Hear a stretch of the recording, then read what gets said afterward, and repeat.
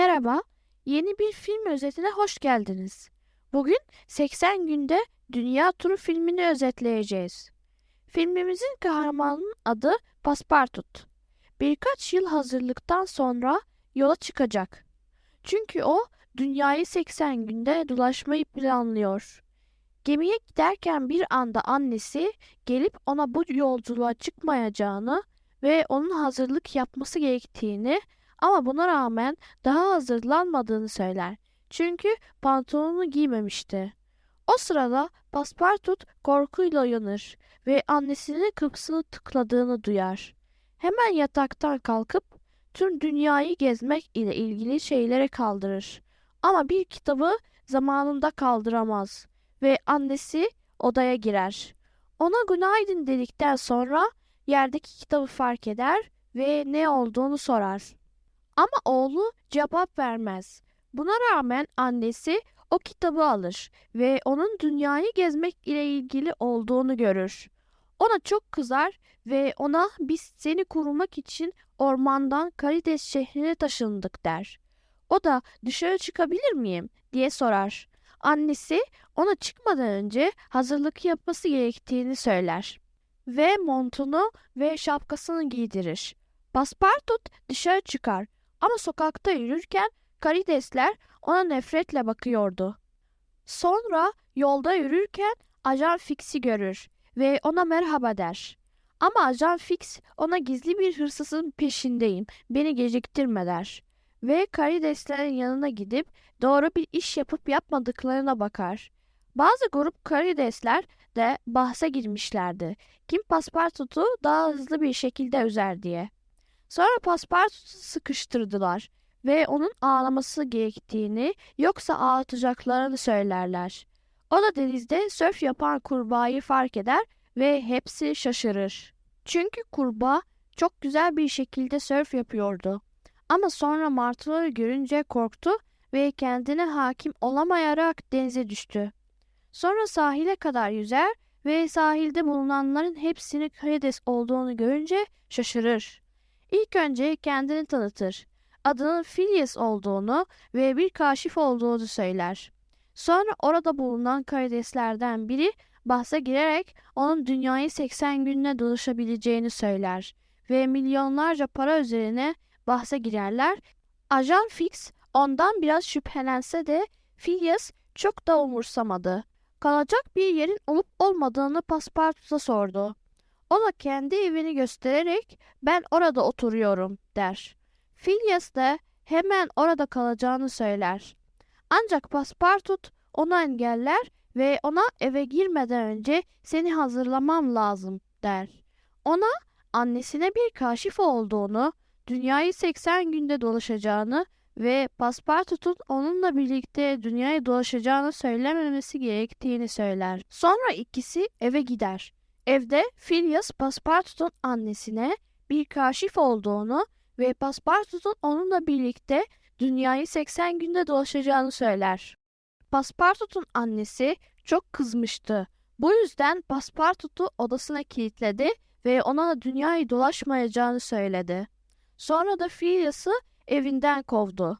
Sonra Phileas tekrar Paspartut'un odasının penceresine gidip onunla birlikte çıkması gerektiğini yoksa bahsi kaybedeceğini söyler.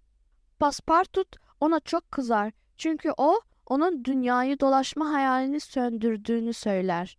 Phileas özür diler ve onu evinden kaçırarak onunla birlikte dolaşacağını söyler. Sonra ona iyi geceler deyip gider. Herkes uyurken bankada bir hırsızlık olayı olur. Ertesi sabah Ajan Fix bu durumu yapan hırsızı bulabilmek için bankayı incelemeye başlar. Orada bulunan karidese bunu yapanın kurbağa olabileceğini söyler. Bankadan çıkar ve yürürken bir başka karidesi rastlar ve ona bir kurbağa görüp görmediğini sorar. O da korkarak hiç kimseyi görmediğini söyler. Phileas gemiye giderken Paspartut uyanır ve geminin kalkacağını görür. Hemen hazırlanarak büyük çantasını alır ve koşarak gemiye yetişmeye çalışır. Koşarken bir taşa takılır ve dönerek aşağı düşer ve Ajan Fix'e çarpar ve denize düşer. Gemidekiler onu gemiye alır. Onlar konuşurken Ajan Fix gemiye biner ve Paspartutu görür. Ona Phileas'ın nerede olduğunu sorar. O da cevap vermek istemez. Ama Ajan Fix onun arkasından koşar ve ikisini de bir yere sıkıştırır. Ama onlar denize atlar ve Phileas'ın sörf tahtasıyla sörf yapmaya başlarlar. Denizde günlerce kaldıktan sonra bir çölde kendilerini bulurlar. Orada da günlerce aç ve susuz kaldıktan sonra bir kaktüs görürler. Sonra oraya giderler ve pipetlerini kullanarak kaktüsten su içerler. Ama onlar içerken akrepler onları görür ve onları cezalandırmak ister. Çünkü bu kaktüs onların kaktüsüdür. Phileas ve Paspartout hemen oradan kaçarlar. Ama kaçarken batan kuma basarlar ve onları içine almaya başlar. Orada 2-3 gün kaldıktan sonra Phileas kurbağa olduğu için Paspartout ona dilini ağacın dalına yapıştırmasını ister. Böylece oradan kurtulabileceklerini söyler. Birkaç denemeden sonra oradan çıkmayı başarırlar. Ondan sonra Ajan Fix çöle ulaşır ve ayak izlerini takip ederek kaktüsü bulur. Biraz su içer ama o sırada akrepler gelir ve ona da aynı şeyleri söylerler. Ama Ajan Fix onları vurur. Birinin güneş gözlüğünü alır ve sonra motora binerek gider. 25. günde Paspartout ve Phileas bir şehre ulaştılar. Ama şehre girmeden önce Phileas Paspartout'un kuyruğundan bir parça kopartır ve onu bıyık olarak kullanır. Ardından fotoğraf çekilirler. Ama onlar şehri gezerken Ajan Fix gelir ve Phileas'ı tutuklama belgesinin duvarda asılı olduğunu görür. Ajan Fix bir masaya oturur ve orada oturan kişiye kağıdı göstererek burada olduğunu söyler. Ajan Fix'in yanında oturan adam aslında bir ajandı ve Phileas'ı bulabilmek için yola çıkar.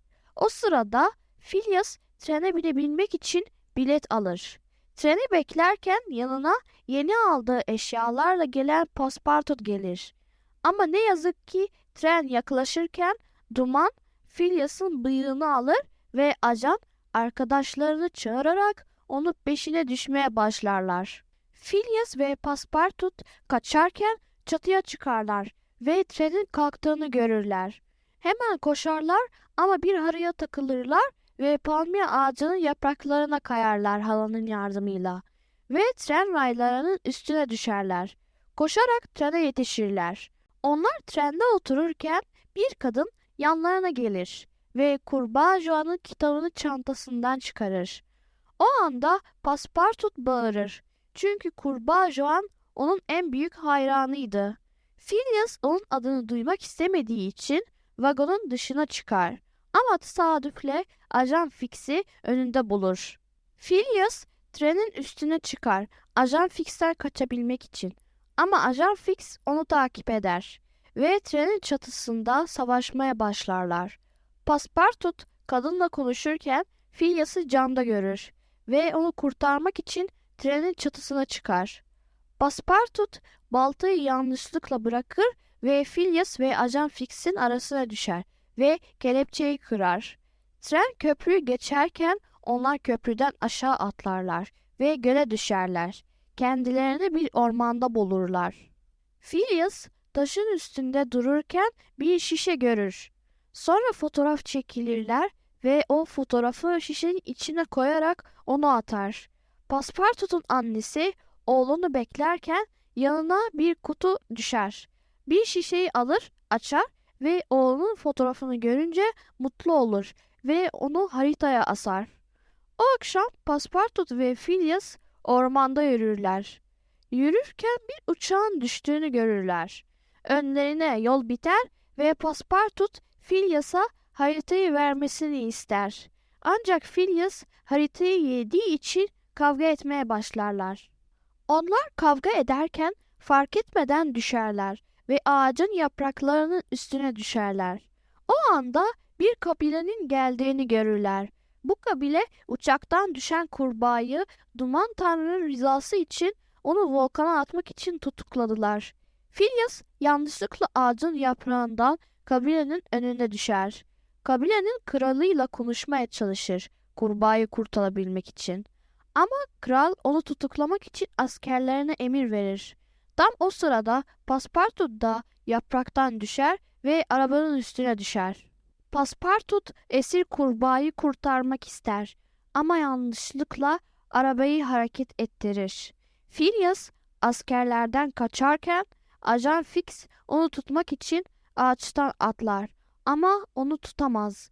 Paspartout, Phileas ve esir kurbağa volkana doğru ilerlemeye ve askerlerden kaçmaya çalışırlar.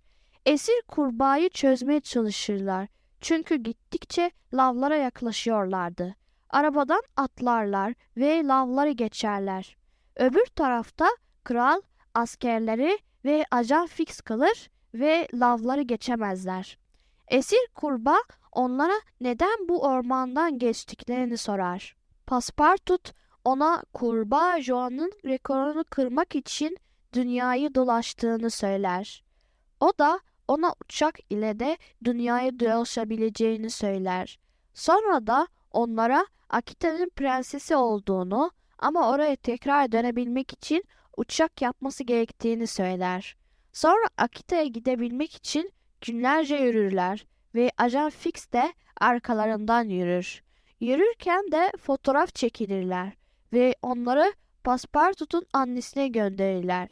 Annesi de bu fotoğrafları haritaya asar ve onu özler.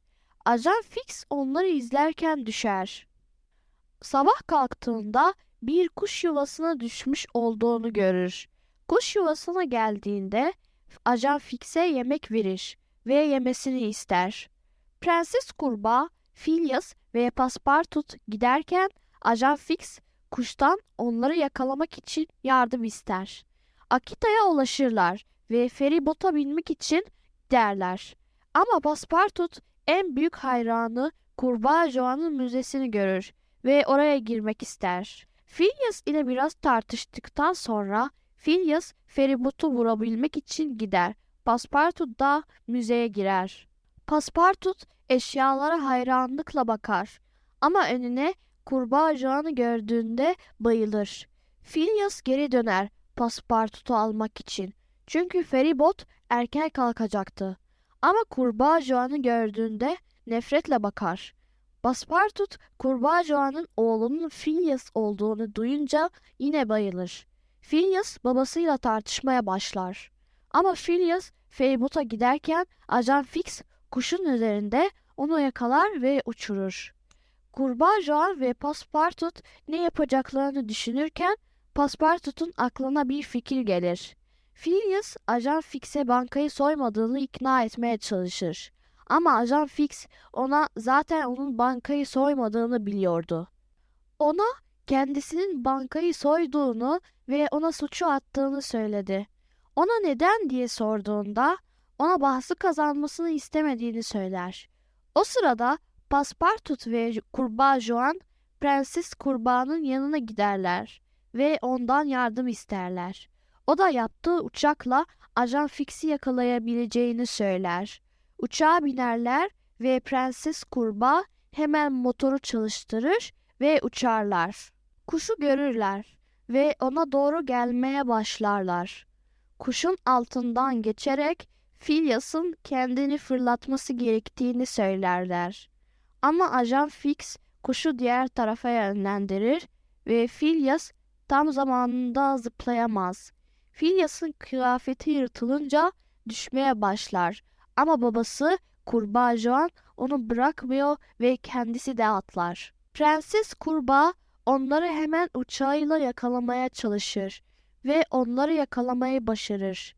Ama Ajan Fix suya düşer. Kendi ülkelerine giderken Paspartout yeni bir yer keşfeder. Paspartout'un annesi denizi izler, belki oğlu gelir diye. Ama bir karides onun yanına gelerek onun sadece 5 dakikasının kaldığını söyler. Ama diğer karidesler bir uçak görürler ve annesi hemen sevinir. Ajan Fix bir anda çıkar ve uçağa saldırır. Uçak denize düşer. Paspartout'un annesi bunu görünce çok üzülür. Bir anda Phileas, Paspartut, Prenses Kurbağa ve Kurbağa Joan sörf yaparak sahile ulaşırlar. Ve böylece dünya turunu 80 günde tamamlamış olurlar. Çok sevinirler ve hemen dans etmeye başlarlar. Ama yine Ajan Fix sahile gelir ve Phileas'ı bankayı soymakla tutukladığını söyler. Ama Phileas ona bankayı soymadığını söyler. Ajan Fix ona Phileas'ın bu kurbağa takımını giydiğini ve parayı burada sakladığını söyler. Karidesler onun söylediği şeylerde bir sıkıntı olduğunu düşünmeye başlarlar. Çünkü bir kurbağa neden kurbağa kıyafeti giysin ki? Ajan Fix yaptığı yanlışı öğrendiğinde onu hapse atarlar. Sonra bahsi kazandıkları için parayı alırlar Paspartout ve Phileas.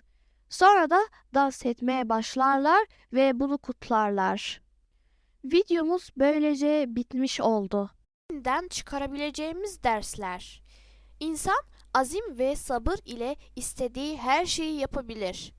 Zor durumlarda birbirlerimize yardım etmemiz ve sabırlı olmamız gerekir. Gezerek de yeni yerler, yeni kültürler ve yeni yemekler keşfedebiliriz.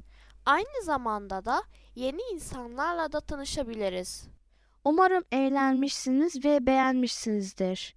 Eğer beğendiyseniz videoyu beğenmeyi, kanala abone olmayı, yorumlarda fikirlerinizi yazmayı ve bildirimleri açmayı unutmayınız. Kendinize çok iyi bakın. Bir sonraki videoda görüşürüz.